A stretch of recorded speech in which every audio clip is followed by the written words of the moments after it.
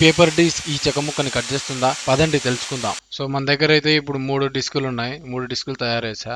ఒకటి వచ్చేసి cardboard disc ఇది. ఇంకోటి వచ్చేసి చార్ట్, మామూలు బుక్ స్టోర్ లో దొరుకుతుంది ఆ చార్ట్. ఇది వచ్చేసి నార్మల్ పేపర్ డిస్క్. సో ఈ మూడింటిని యూజ్ చేసి మనము ఫస్ట్ పెన్సిల్ ని కట్ చేయడానికి ట్రై చేద్దాం. ఇంకోటి వచ్చేసి ప్లాస్టిక్ పైపు. సో లాస్ట్ వచ్చేసి మేకు, ఈ తుప్పు పెట్టిన మేకు. ఇంకోటి చెక్క ముక్క. ఫస్ట్ కార్డ్బోర్డ్ డిస్క్ అయితే ఫిక్స్ చేసాయి మిషన్ కి. ఈ కార్డ్బోర్డ్ ముక్కతో ఈ పెన్సిల్ ని కట్ చేయడానికి ట్రై చేద్దాం. వాడి అమ్మ పెన్సిల్ ఎరిగిపోయింది.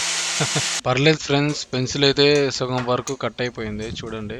సో ఇప్పుడైతే ఈ ప్లాస్టిక్ ముక్కని కట్ చేయడానికి ట్రై చేద్దాం కార్డ్బోర్డ్ తో.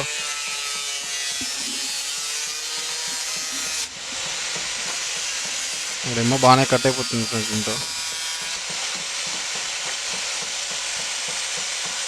సో ఆల్మోస్ట్ కట్ అయిపోయింది. ఈ చివరి ఒక్కటి కూడా కట్ చేద్దాం.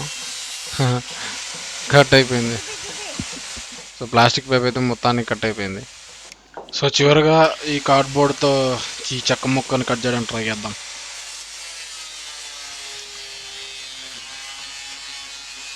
పొగలసన తప్పితే కట్ అవ్వట్లే పెద్దగా.